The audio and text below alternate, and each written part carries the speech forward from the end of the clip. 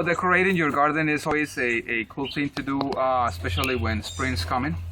So for that reason, or for that purpose, I created these pavers. These are concrete pavers that I twist them a little bit. I mean, some of them have some weird designs, and you can attribute that to a 7-year-old with a lot of imagination. But yeah, you can do a lot of things. I mean, your imagination is your limit, and depending on what areas you have and what type of color you have, you may do some creative stuff. These are just samples. So what I'm going to do is in this video, I'm going to teach you the steps that I took to make these pavers.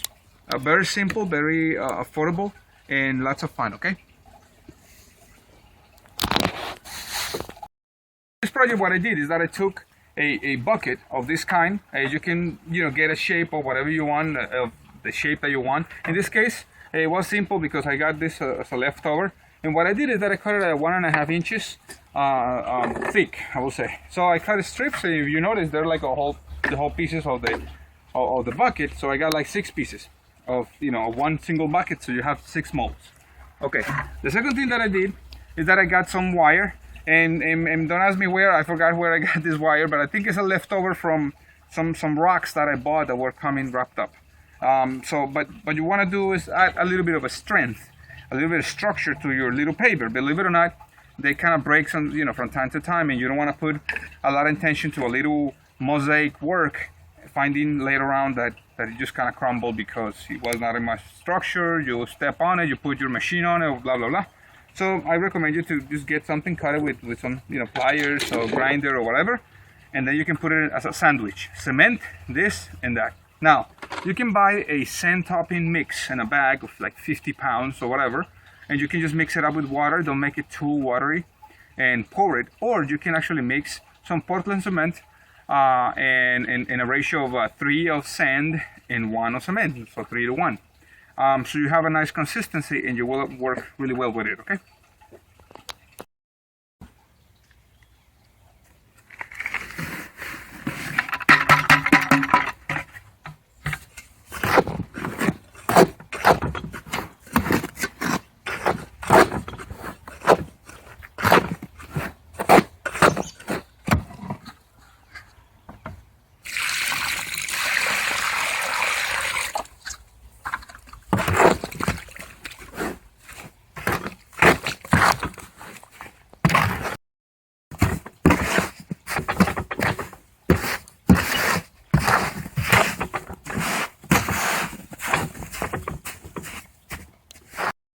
Okay, purposely I made this mixture a little bit drier than normal, and the reason is that I don't want a lot of water to escape through the bottom, because I want to make it as simple as possible. A lot of people make some cool, nice molds and all this stuff, but they get wet, they get all these things. So now I just put a plastic bag on the bottom of your whatever surface you're working on. In this case, it's a table. I made it like that, and then I'm gonna add the structure, the metal structure. I know it sounds kind of weird that you need to put a metal structure on it. You don't need to, but I want to make sure that whatever I'm doing is going to last for a long time, that they say, oh, my great-grandfather built this freaking thing. But that's how we're going to do it. Now, if you notice over here, I'm a little organized with what I did, and I just want to show you that I kind of selected all these different types of leftovers from tile work, and stones and ceramic, porcelain, and a lot of things that are around. So what I'm going to do is I'm going to work with them. I got a few tiles over here, and a little cutting plier. Make sure that you put some glasses on before you cut these things. They cut as glass, they are as sharp as glass or whatever. They're really dangerous. So what I'm going to do is I'm going to put the cement on them and add a little mesh or wire, and then I'm going to mix the cement with a little more water to bring it up to the height of whatever I want. Okay. Now you put in the concrete, the sandwich of concrete. Just make sure that you leave a little bit of a space if the intention is to put some mosaics and some tiles, and the reason is that obviously the mosaics will be pushing the cement out, and some people may leave more space and they actually apply some grout and they do all these cool things on it. I mean, however you want it. I just want to make it a little more simple for you guys.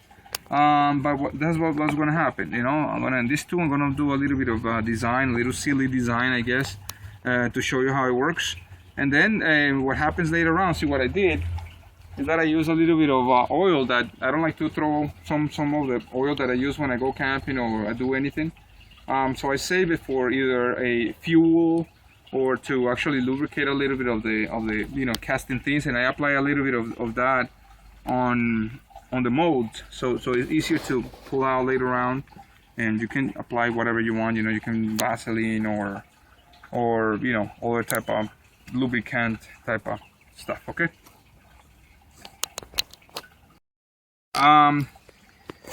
Three quick things. I made this pattern over here, something with, you know, you can do whatever you want, and maybe you have already something in mind for that. You can maybe, I don't know, put a piece of special tile in it, or porcelain or whatever. I made a graph over here, a little, you know, mythologic figure. I mean, just to kind of show you what you can do. Maybe you can do something with maybe the legs of a prehistoric animal or whatever, or Bigfoot or whatever. And then a little island over here with some rocks and stuff like that. Now, if you notice, it's kind of messy, but don't get frustrated. Once it starts getting dry, you can actually buff this with another piece of, you know, I guess a rock, a flat rock, or a piece of cinder block. You can just, you know, buff it out. If you don't wait too long, because it's going to be hotter.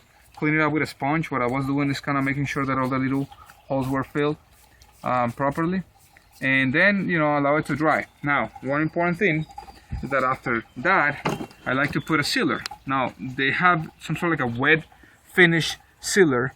In this case, this one is just you know, plain regular sealer. It's not going to create some sort of like a you know, dangerous situation or dangerous condition, you know, so I just want to protect it, and especially if you're going to dedicate a lot of time to it. So I hope this will teach you, or, you know, help you to understand a little how you can make your own concrete pavers. Then from there on is your imagination and how you're going to place them through your gardens or entrances or whatever you feel like, and have fun. So you know, thank you so much for watching the video. Please subscribe and share it with your friends. I'll see you in the next one. Bye bye.